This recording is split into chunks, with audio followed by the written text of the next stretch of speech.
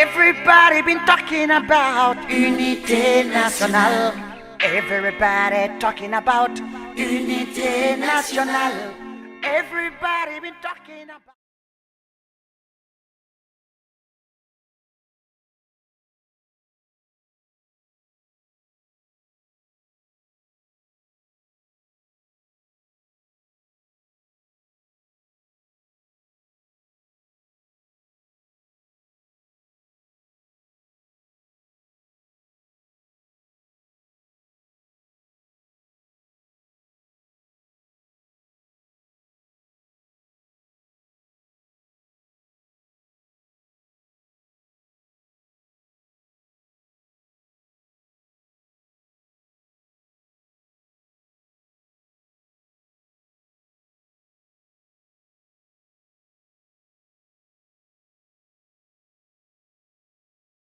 Okay. Donc, si on vous a convié à cette rencontre aujourd'hui, comme certainement vous le savez, les élections prochaines présidentielles se déroulent en octobre prochain. Et il y a plusieurs partis, effectivement, au niveau du pays, mais les différents partis s'organisent plus ou moins comme ils pensent que les choses vont aller de la meilleure façon qui vaille pour eux. Et c'est ainsi que, depuis 2005 d'ailleurs, il a été créé une alliance politique qu'on appelle le RHDP, le Rassemblement des Oufouettistes pour la paix, pour la démocratie et la paix. Et cette, je dirais, alliance a décidé donc de s'organiser pour aller aux élections prochaines d'octobre 2015.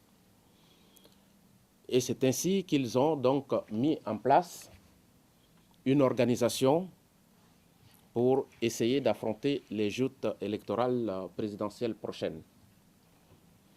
Et depuis, je dirais quand même quelques mois, nous qui avons l'honneur et l'opportunité de représenter les différents partis que compose le RHDP, nous sommes souvent en contact avec les responsables, nos différents responsables, pour la mise en place de cette organisation. Il a donc été décidé de mettre en place ce qu'on appelle des coordinations ou alors des coordonnations. C'est selon, parce que nous avons vu aussi dans les textes, des fois ils utilisent coordination, des fois ils utilisent coordination. Mais bon, bref, je pense que ce n'est pas ça le plus important. Et selon les règles qui ont été mises en place par le RHDP, il est dit que ces coordinations doivent être mises en place de façon consensuelle entre maintenant les 5 partis qui composent le RHDP. Ces 5 partis, c'est d'une part évidemment le RDR, le PDCI-RDA, l'UDPCI, le MFA, et il y a un 5e parti qui s'est ajouté qui s'appelle l'UPCI. Donc, ils nous ont demandé de mettre en place ces coordinations sous des règles. Pour éviter peut-être certaines questions, je sais, qui sont tout à fait humaines et qui risquent de venir, on peut commencer à éclairer certaines choses. Il est dit que ces coordinations doivent être mises en place de façon consensuelle. Donc, il n'y a pas d'élection. C'est les règles du RHDP qui sont comme ça.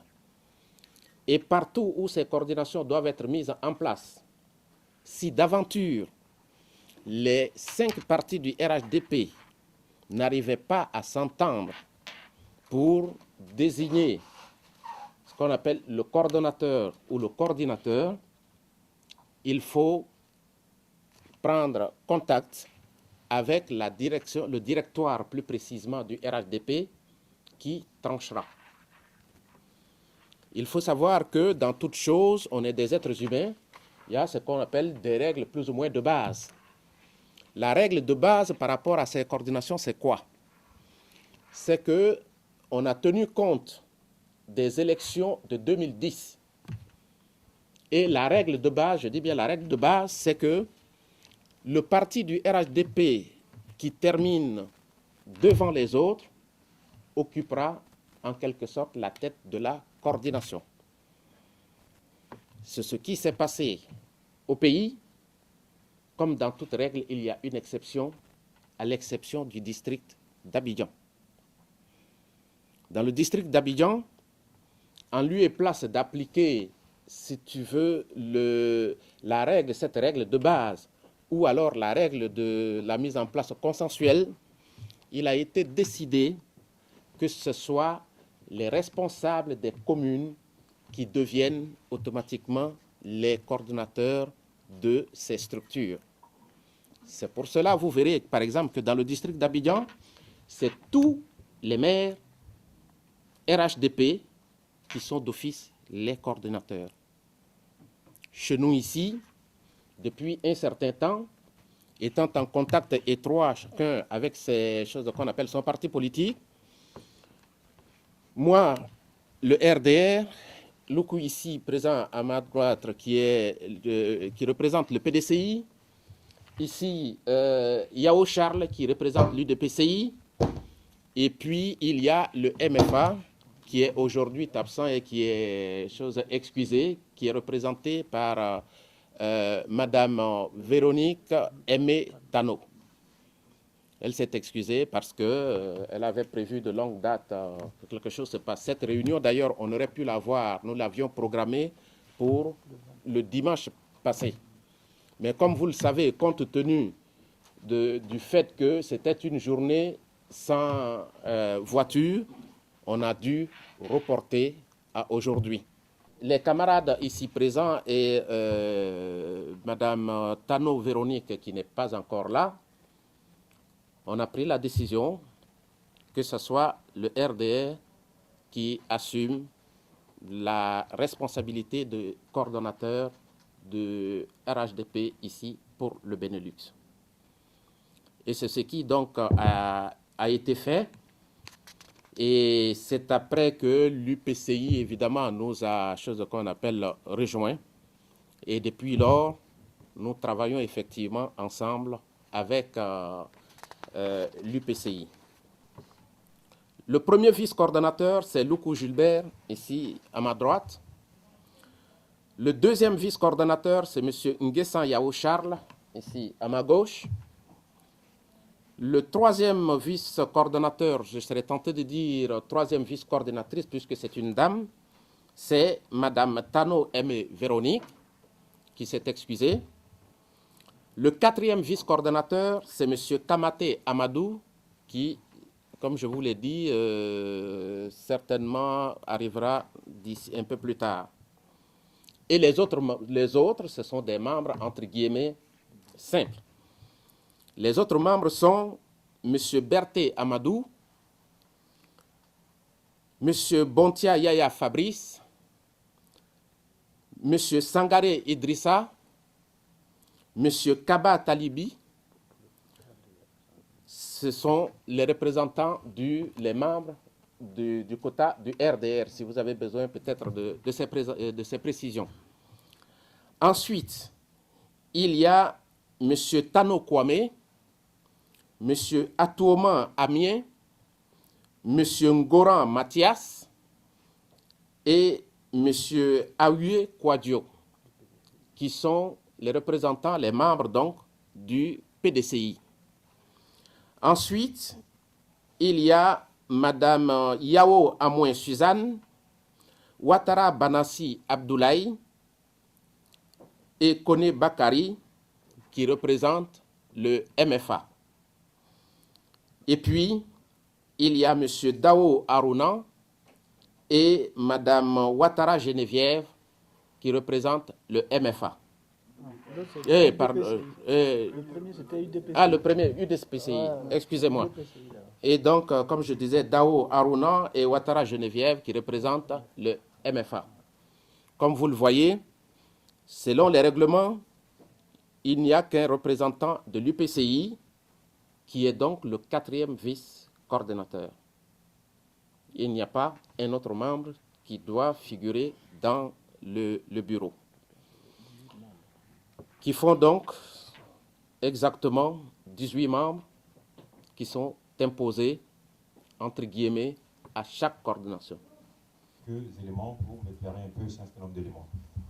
Je pense que si nous sommes ici, c'est parce que nous poursuivons un objectif commun, qui est de faire élire le président Ouattara au premier tour avec un taux de participation record.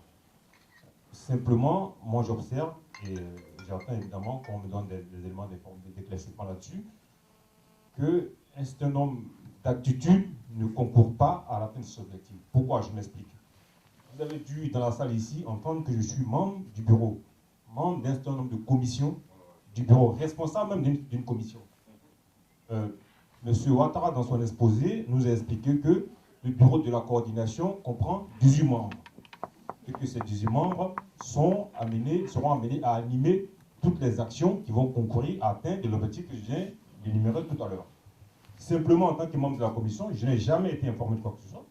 Je n'ai jamais reçu aucun mail. Pour moi, le bon sens voudrait que quand on met en place un bureau, que ce bureau se réunisse, ne serait-ce que pour définir une feuille de route commune, à partir de laquelle elle entreprendra les actions qui l'amènent vers l'atteinte de l'objectif qui est défini. Peut-être que je parle en mon nom, mais je pense qu'il y a un certain nombre de membres du bureau ici dans la salle qui, tout comme moi, n'ont jamais été conviés. Nous sommes quand même ici dans un exercice de démocratie. Et la démocratie voudrait que ça commence par la base. Moi, j'apprends que je suis membre, je ne suis pas contre le fait de contribuer à atteindre l'objectif. Mais j'apprends comme vous que je suis membre de commission, que je suis responsable de commission. Donc, je dis, je tombe un peu de nu.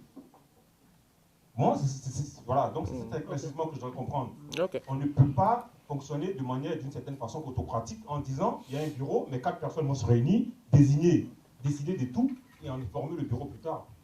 Voilà. C'est cette observation que je vais apporter.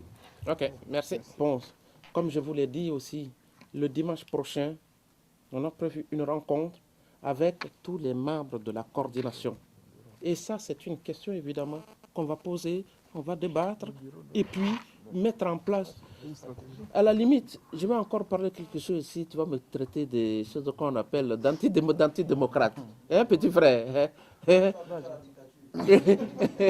Tu vois?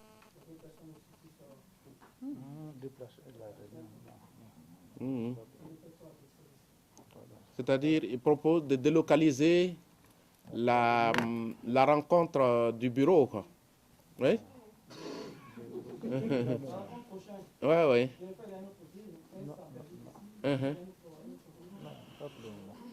Oui, bon, c'est une excellente idée, hein. Chose promise, chose due. Nous sommes à la fin de la rencontre de cette réunion qui a été tenue par le RHDP Benelux. Et voici les grands points.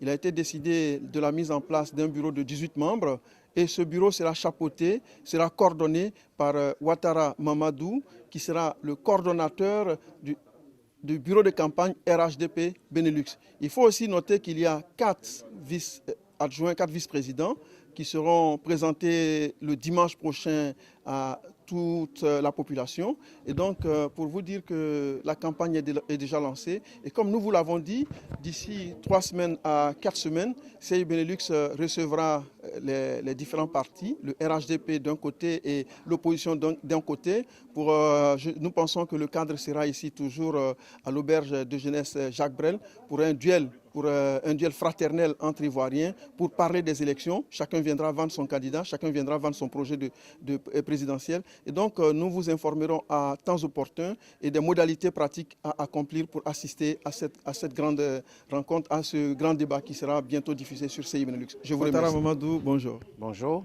On vient d'assister à une rencontre du RHDP où vous venez d'être nommé et confirmé directeur de campagne du président Alassane Ouattara, n'est-ce pas?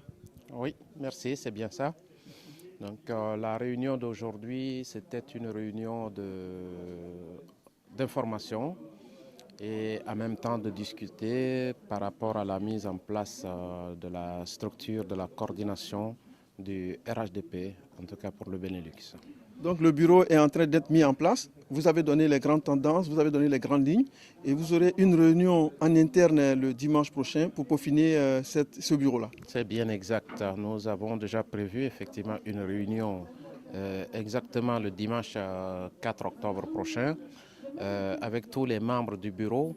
Cette réunion nous permettra de réfléchir à la fois sur les stratégies à mettre en place par rapport à la campagne qui doit arriver très bientôt, comme vous le savez.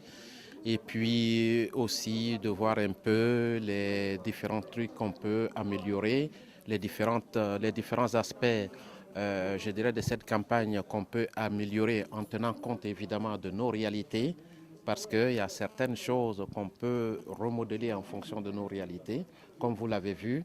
Par exemple, on a essayé d'ajouter une commission en tenant compte des modalités pratiques pour ce qui concerne la Hollande. Il n'est pas exclu que dans d'autres aspects, si nous estimons que cela peut être nécessaire dès l'instant où la règle de fonctionnement, le règlement du RHDP ne nous empêche pas de le faire, nous le ferons en tout cas pour le bien de la coordination et pour le bien de nos militants et sympathisants. Vous pouvez nous parler un peu de la réunion qui s'est tenue à Paris, la rencontre qui s'est tenue à Paris où il était question d'investir les différentes délégations Europe. En effet, c'est une séance qui est prévue dans les textes du RHDP. Comme vous le savez, dans les textes du RHDP, il est question d'investiture évidemment des candidats, des bureaux de la coordination et ensuite d'investir, si vous voulez, les directeurs de campagne du RHDP. Il faut que vous sachiez que la mise en place de la coordination, ce sont deux choses qui sont jumelées quasi. Il y a la mise en place de la coordination qui est jumelée en même temps à la direction de campagne, à la campagne électorale. Donc tout ça est mis ensemble. Normalement, après les élections, il y a certains aspects de la coordination, entre guillemets, qui prendront de fait chose qu'on appelle fin. Mais il y a d'autres qui vont continuer dans la perspective de mise en place du parti unique dont on nous a donné quelques éléments ou qui repose aujourd'hui sur une structure en tout cas juridique. Il y a des textes juridiques qui président au fonctionnement du RHDP. Donc la séance d'investiture dont il a été question hier en France, qui était présidée par le ministre Diakité Souleymane et qui est qui est secrétaire général adjoint chargé des militants de l'extérieur au niveau du RDR, et d'autre part par M. Kwame Kra, qui est secrétaire exécutif chargé des délégations extérieures au niveau du PDCI. Donc est-ce à dire qu'après cette investiture, il n'y aura plus une autre investiture qui sera faite ici à Bruxelles?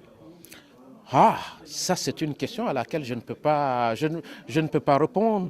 Vous savez, je ne suis pas dans les secrets effectivement de tous les dieux, mais avec la petite expérience que j'ai, tout se passe, hein, tout peut arriver. On sait, il y a des choses officielles, il y a des choses officieuses, voilà. Il y a les états d'âme personnels, mais bon, surtout à Bruxelles, hein, j'ai peut-être la chance d'avoir cette petite expérience où très peu de choses m'étonnent, hein. Mais enfin... Officiellement, officiellement, il n'y a plus d'investiture. Enfin, officiellement, franchement, je ne vois pas la raison, même si ce n'est pas moi qui décide, mais officiellement, il n'y a pas de raison d'investiture encore quelconque ailleurs. Okay. Puisque, comme je vous l'ai dit, d'ailleurs, je n'étais pas seul, c'était une investiture collective au niveau de tout. C'était la question que nous voulons savoir. Maintenant que vous venez d'être investi directeur de campagne, il faut dire que CI Benelux TV avait reçu un certain nombre de représentants de partis, surtout de l'opposition. Et donc aujourd'hui, en tant que représentant de la majorité présidentielle, nous allons vous poser quelques questions concernant les élections à venir. Donc vous êtes le représentant du candidat Ouattara, vous allez battre campagne pour le président sortant. Est-ce que vous pensez qu'il a des chances de se succéder à lui-même? Bonne question. Mais enfin, ça, c'est vraiment des questions de journalistes. Vous savez, on ne veut pas une élection en étant perdant à l'avance. Si on va à une élection, c'est pour la gagner. Et je pense que, au-delà de tout aspect, je dirais un peu de supporters, pour parler un peu. Est-ce qu'il y a des atouts Non, mais- que votre candidat a Mais- qui vous permettent d'être sûr qu'il va passer? C'est ce que j'allais d'ailleurs, c'est là où j'allais en venir. Tout le monde sait aujourd'hui que le président de la République, notre candidat, le docteur Alassane Dramane Ouattara, c'est quelqu'un en qui on peut faire confiance. Il a une compétence au niveau de la gestion, il a une compétence au niveau du management. On voit la maestria avec laquelle effectivement il manage, si vous voulez, le pays, hein, avec non seulement ses partenaires, mais aussi avec même ses adversaires. Mais effectivement, parlant de ses adversaires, la question récurrente qui vient, nous étions en tant que journalistes à CI Benelux TV, nous avons été invités il y a de cela quelques jours pour Africa 24 en tant que consultant, en tant qu'analyste politique. Et la question récurrente, c'est qu'au niveau de la question de réconciliation, c'est là qui reste le maillon, disons le tendon d'Achille du candidat sortant. Oh, le tendon d'Achille, je ne sais pas, mais bon, je pense que ces termes-là, je vais vous les laisser, la paternité. Mais vous savez, une réconciliation, ce n'est pas quelque chose qu'on fait en claquant du doigt, hein. C'est une opération de longue haleine. C'est quelque chose qu'il faut faire, je pense, par étapes. Mais quand on voit d'où nous sommes partis, au jour d'aujourd'hui, je crois que, humblement, on peut se dire quand même que les Ivoiriens ne sont pas ce qu'ils étaient il y a 4 ans, très exactement, quand on est arrivé aux affaires. Certes, tout n'est pas parfait, mais je pense que les choses vont dans la bonne direction. Et c'est au fur et à mesure, petit à petit, c'est un processus, hein, que les choses évoluent. Je mets au défi quiconque de me démontrer que l'atmosphère entre les Ivoiriens de quelque bord politique, religieuse, régionale, que ce soit, de me prouver que la situation entre les Ivoiriens aujourd'hui, hein, est une chose qu'on appelle plus difficile qu'il y a 4 ans. Je mets quiconque au défi de me le prouver. Je ne dis pas que tout est parfait, je le répète, mais les choses avancent dans le bon sens.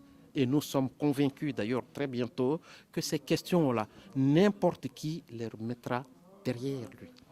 Je voudrais aussi vous poser une question. Vous me direz que c'est une question de journaliste, mais les analystes politiques dans leur ensemble sont unanimes à dire que beaucoup de vos militants étaient démobilisés, étaient démotivés. Est-ce que vous pensez que cette remobilisation se fera dans les jours à venir?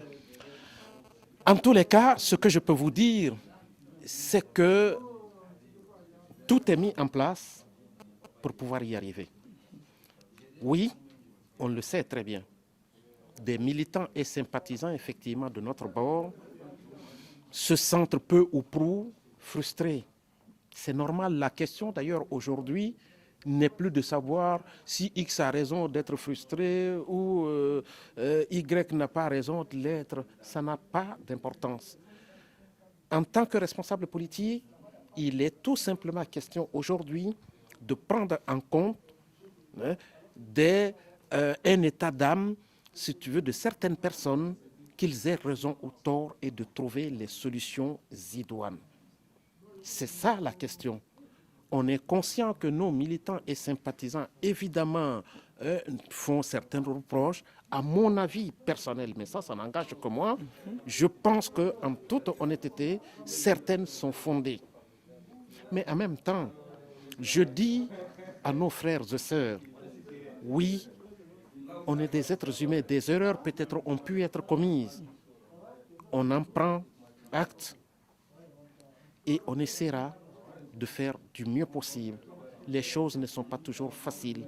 Quand on voit le contexte dans lequel effectivement on a pris chose qu'on appelle les affaires du pays en main, ce qu'il y avait, il y avait vraiment tout un fossé. Et évidemment, des priorités sont fixées. Ces priorités-là, quand vous fixez une priorité, pour vous, vous faites abstraction de quelque chose que quelqu'un définit comme priorité pour lui. C'est ça malheureusement la réalité.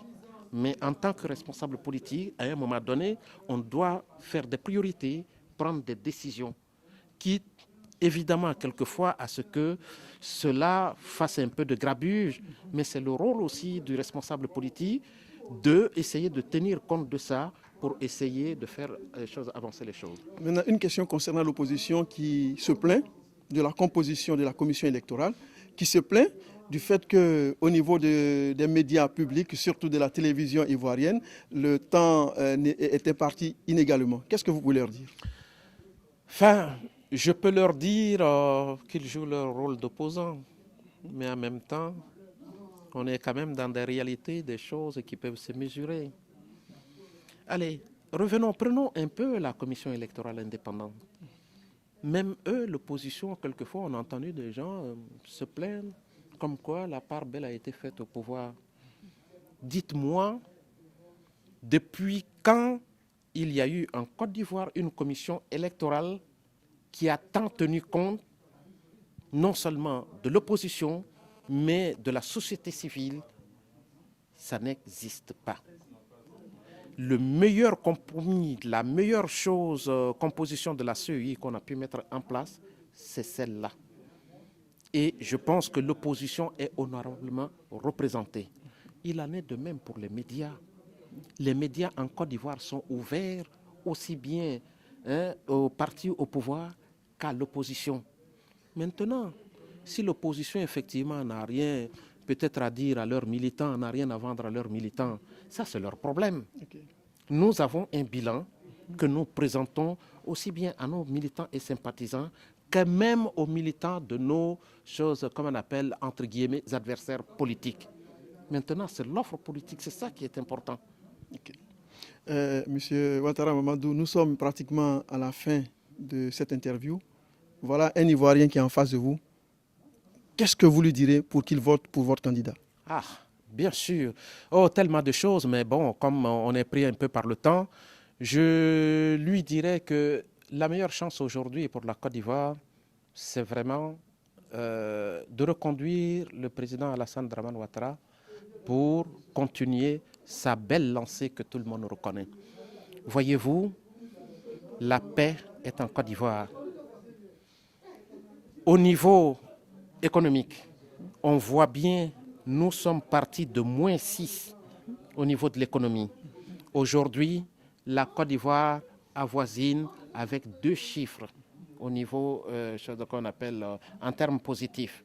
Je crois que ça n'est pas donné à tout le monde. Même au niveau international, tout le monde en parle. Tout le monde, d'ailleurs, même est stupéfait par les résultats économiques que la Côte d'Ivoire a. Qui aurait pu le faire en Côte d'Ivoire mieux que le président Alassane Dramane Ouattara? La preuve, même nos frères du PDCI, le président Konaté Dié a dit une chose. Si vous voyez un parti comme le PDCI qui dit, écoutez, il est bon aujourd'hui d'avoir un seul candidat et ce candidat c'est le président de la République, je pense que ça se passe de commentaires. On ne va pas me dire que le président Bédié, qui est un homme tant éclairé, évidemment, voilà, pour les beaux yeux de quelqu'un, s'est levé un matin comme ça pour dire non. Les faits sont là, tout se démontre. Le bilan du président de la République, à la limite, je serais tenté, c'est même pas seulement du RDR, mais le bilan du RHDP, parce que c'est un bilan RHDP. Tout le monde reconnaît, c'est un bilan positif. Et ça, je vous le dis, ce n'est qu'une infime partie de ce que nous allons faire dans les 5 prochaines années. Je voudrais juste, avant de terminer cette émission, vous demander, M. Ouattara Mamadou, votre dernier mot. Ben, mon dernier mot, ce serait en tout cas de dire à toutes les Ivoiriennes et à tous les Ivoiriens que l'élection présidentielle du 25 octobre à venir est une élection extrêmement importante. Et nous invitons en tout cas tous les Ivoiriens et toutes les Ivoiriennes à venir massivement le 25 octobre pour voter. Parce qu'au-delà de la victoire de notre candidat Alassane Dramane Ouattara que nous souhaitons, nous voulons que cette victoire-là soit la plus honorable possible. Nous avons un chef de l'État et un candidat qui est honorable. Il est important que nous nous mobilisions le maximum possible pour que ce résultat-là soit honorable. Bien, avant de terminer, je voudrais que vous preniez un engagement devant nos téléspectateurs. Ceux de l'opposition l'ont pris. CEI Benelux, dans les semaines à venir, sûrement 2 semaines avant les élections présidentielles, organisera un débat où nous comptons convier 2 représentants de la majorité présidentielle, c'est-à-dire le RHDP, et 2 représentants de l'opposition. Est-ce que vous serez là avec un autre représentant du RHDP à ce débat? Sans aucun doute, je tiens à prendre tout de suite l'engagement, même si c'était demain, je suis prêt à tout moment à débattre avec nos adversaires politiques. Il est important de préciser, ce sont des adversaires politiques, mais nous sommes des frères et sœurs du même pays. Il n'est pas donc question que nous ne soyons pas capables de pouvoir s'asseoir et de parler de notre pays. Moi, je serais très curieux d'entendre effectivement les arguments qu'ils ont à faire valoir pour faire avancer Cela se fera dans quelques jours devant l'ensemble des Ivoiriens du Benelux. Et ces émissions-là seront retransmises en direct sur notre site, sur YouTube, sur Facebook, CEI Benelux TV et sur bien d'autres médias nouveaux. Ce sera avec plaisir. Merci, je vous remercie, M. Mamadou. Merci. Monsieur Dosso Massiami, bonjour. Bonjour. Vous êtes le représentant RHDP en Hollande. Oui. Vous êtes venu pour une réunion concernant la coordination RHDP pour la campagne du candidat Ouattara Alassane. Qu'est-ce qu'on peut retenir de cette rencontre? Donc ce qu'on peut retenir, c'est qu'on a eu des informations que nous n'avons pas avant. Par exemple, comme ce qui a été dit, les coordinateurs avec les coordinations, et puis en plus les membres du bureau, et puis les trucs, on ne connaissait pas tout ça, parce que nous, on est assis là-bas, et c'est presque pas beaucoup de réunions qu'on vient assister, parce qu'on est un peu loin. Alors donc, quand on est venu aujourd'hui, je suis venu ici aujourd'hui, j'ai vu que il y a eu peut-être pas mal de discussions, donc ça veut dire que les réunions même ne sont pas tellement prises en compte. Quand je regarde ce qui se passe ici, comme ils ont dit maintenant que les choses vont aller d'une autre manière. Sinon, nous on est assis là-bas tout le temps, on a demandé. J'ai juste même appris tout à l'heure qu'il y avait des réunions et nous on n'était pas informés. Ce que je voudrais dire, est-ce qu'au niveau de la Hollande, oui, il y a beaucoup de partisans du président candidat? Il y en a beaucoup, il y en a pas mal, mais c'est un peu difficile pour certains Ivoiriens parce que, vous savez, avec la situation qui prévaut, c'est qu'il y a beaucoup d'Ivoiriens qui sont encore dans l'illégalité. Donc ces personnes-là ne peuvent pas participer au scrutin. Ok. Maintenant, la dernière question que je voudrais vous poser, il serait question d'une cellule pour la campagne du président. Est-ce que vous pouvez nous en dire plus? Oui, la campagne, je crois qu'on doit d'abord discuter avec les membres, les dirigeants sur place, en Belgique ici, à Bruxelles. Tout à l'heure, comme la réunion est finie, ça doit être interne. Donc on va tout à l'heure discuter par rapport à qu'est-ce que nous devons faire là-bas aussi. Qu'est-ce que nos idées aussi, pour approcher nos idées avec eux, pour pouvoir mettre en commun et puis pour aller de l'avant, quoi. Vous allez prendre maintenant la route pour la Hollande? Oui, pour la Hollande, Amsterdam. Amsterdam, je vous souhaite un très bon voyage, un très bon retour. Merci, et nos amitiés à tous nos parents, à tous nos amis, à tous les Ivoiriens de la Hollande. Merci, à très prochainement. Tano Augustin, bonsoir. Bonsoir. Vous venez d'assister à la réunion de la coordination RHDP Benelux. Qu'est-ce qu'on peut retenir? Oui, effectivement, nous sommes à 2 semaines des élections présidentielles. Et la coordination s'est réunie aujourd'hui pour nous donner les renseignements importants pour la campagne à venir. Ils nous ont convoqués. Effectivement, le coordinateur de la section d'ici a été investigué samedi à Paris. Donc il était question qu'ils nous réunissent aujourd'hui pour nous faire un peu le compte-rendu, pour ne pas dire le bilan de la rencontre de Paris avec le ministre Coty et le représentant du PDC qui est M. Kwame Kra. Donc, on a eu les informations qu'il fallait. Et ensuite, on nous a demandé effectivement d'être prêts pour le combat à venir, le combat du 9 jusqu'au 25 au soir pour l'élection écrasante du président Alassane Ouattara. Donc, partant ce soir de cette salle, on a une déclaire. Bientôt, la campagne va commencer. La direction du RHDP Benelux est prête pour le combat. Donc, ils ont demandé à chaque militant et sympathisant du RHDP d'être l'ambassadeur du parti et de rentrer en brousse, comme on dit, aller dans les hameaux partout pour battre la campagne du RHDP. C'est ce que nous allons faire. On sort d'ici, regardez de l'information qu'on a eue de Paris et à partir d'aujourd'hui, la campagne commence. Donc c'est pour dire que vous êtes pratiquement sûr de la victoire de votre candidat. Évidemment, ce n'est pas moi qui le dis, mais si vous vous souvenez, et lors effectivement du passage du président Alassane Ouattara à Daoukro, une personnalité éminente l'a dit, le produit Alassane Ouattara est un produit facile à vendre.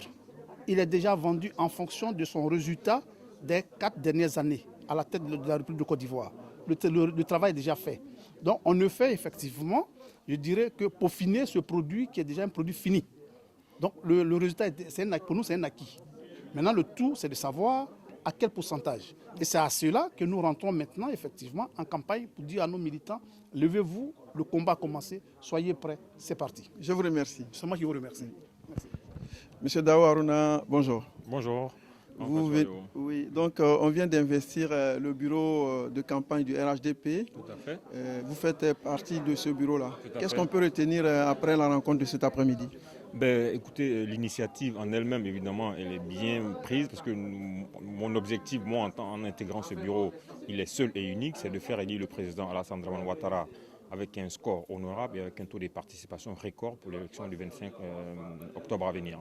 Simplement, j'ai intervenu sur un certain nombre de questions, des formes qui, pour ma part, j'estime que ces questions ne concourent pas à l'atteinte de cet objectif. Et quelles étaient ces questions-là?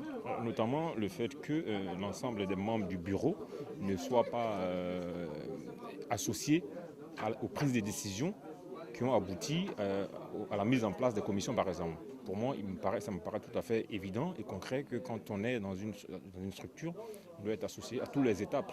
Mais le coordonnateur avait dit qu'il s'agirait que... Je pense que si j'ai bien entendu que c'était les responsables des partis, les 5 responsables des partis qui composent le RHDP qui devraient prendre ces décisions-là.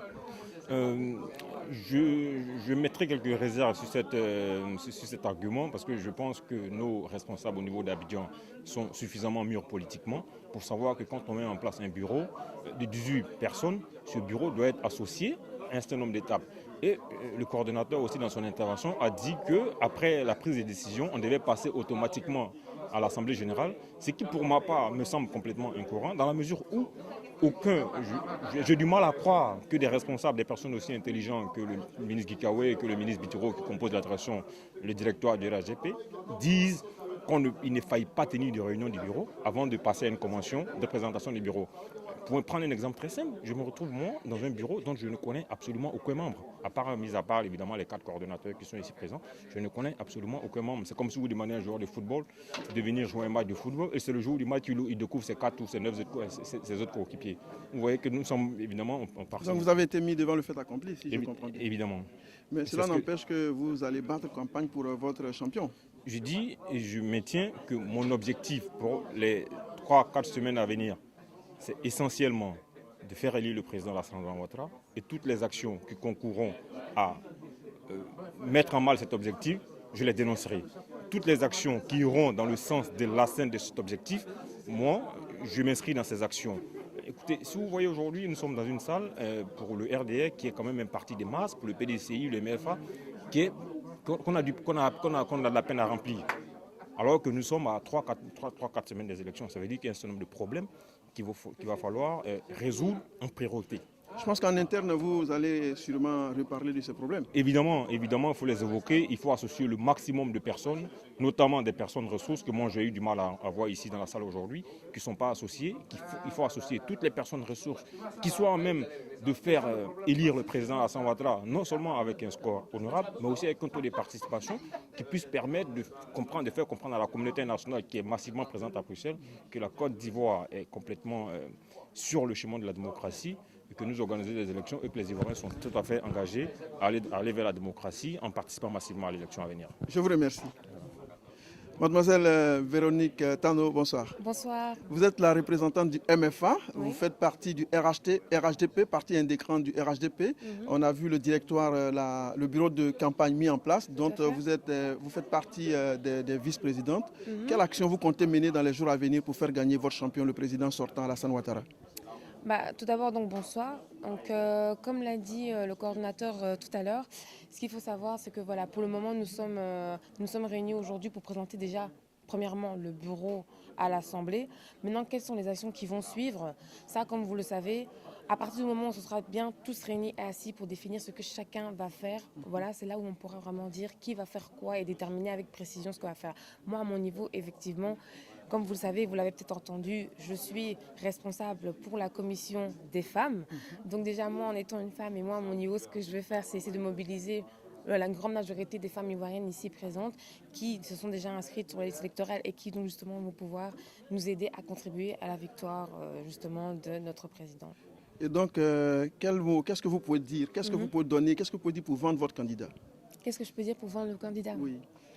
Ouf, alors là, vous me posez une question. Mais votre candidat, il est Oui. bientôt, il sera là en liste avec d'autres candidats. Tout à fait. Vous, en tant que directrice de campagne adjointe, qu'est-ce que vous pouvez dire pour demander aux Ivoiriens vivant en Belgique de le voter? Qu'est-ce que vous pouvez dire? Quelles actions vous pouvez mettre à son actif? Tout d'abord, je pense que chaque Ivoirien ne va pas oublier ce que le président a pu faire et compte faire encore dans les années à venir. Et ça, je pense qu'il faut assez retenir ça. Maintenant, comme je vous ai dit, ici, le but n'est pas que je commence à énoncer une série d'arguments pour, contre et puis en défaveur d'autres candidats. Ça, c'est pas le but. Je pense que c'est pas nécessaire de faire ça. Mais comme je l'ai dit, je pense qu'il y a une série de mesures qui ont été mises en place de sa part, justement, pour faire avancer le pays. Et je pense que toute personne qui voit un peu comment la Côte d'Ivoire a avancé peut se rendre compte par lui-même. Mais non, moi, je n'ai pas à dire à telle personne. Vous avez déjà eu quelques contacts avec les femmes ivoiriennes vivant en Belgique? Oui, on a eu déjà quelques contacts, on se voit. Je veux dire, là, la commission a été mise il n'y a pas trop longtemps, mais mis à part ça, déjà auparavant, on avait des contacts par rapport à ça. On en a déjà un peu discuté. Donc, pour le moment, voilà, chacune est d'accord et veut bien se mobiliser pour qu'on se rencontre tout encore, essayer de voir qu'est-ce que chacune peut faire à son niveau justement pour avancer. Mais comme je vous l'ai dit, voilà, on y travaille. Pour le moment, il n'y a rien qui a encore été défini très très clairement à ce niveau-là, mais on avance et autant voulu, vous saurez exactement les actions qui seront mises en place. Je voudrais vous remercier. Merci beaucoup. Et à très prochainement. Monsieur Diarra Omar, bonjour. Bonjour. Vous venez de participer à une rencontre qui a été animée par la direction RHDP du Benelux pour présenter le bureau et le coordonnateur RHDP. Vous avez été un peu, disons, une des personnes qui ont animé cette rencontre. Il semblerait que vous ne soyez pas du RHDP. Qu'est-ce que vous fait poser cette question, monsieur? Si je peux me permettre. Vous avez parlé de l'opposition et je crois le directeur de campagne du président, à un moment donné, a dû vous demander de préciser certaines de vos questions.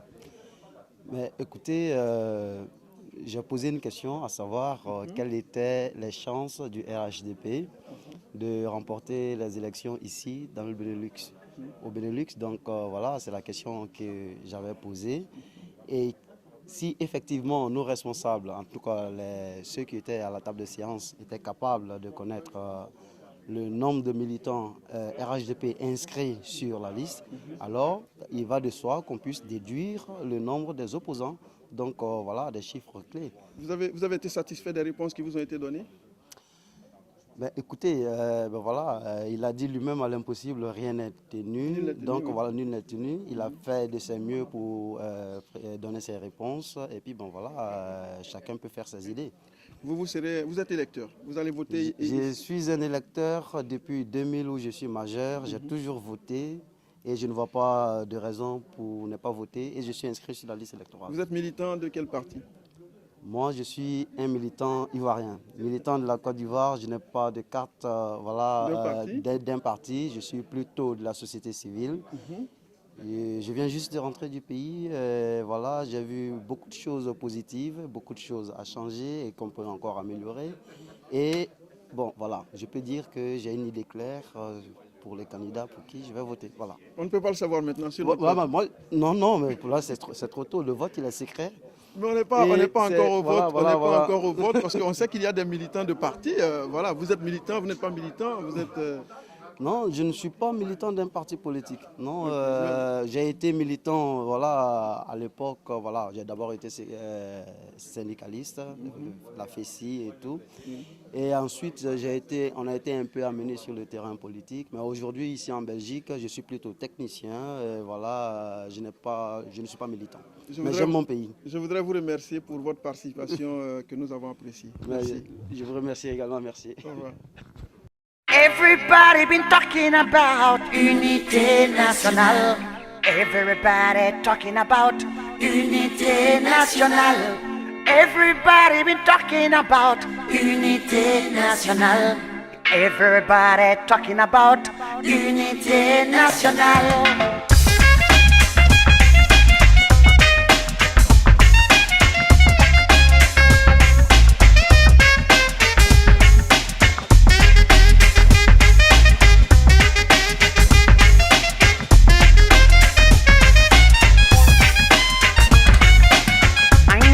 Fasochien Angana nyongo kelek Angana nyongo jaraki Angana bana barle buku Anyeke yere woro Yere woro Yere woro Anyeke yere woro Yere woro Yere woro yeah.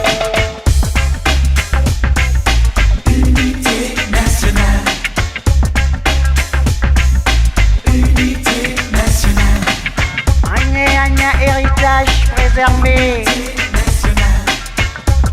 Héritage préservé. Héritage préservé.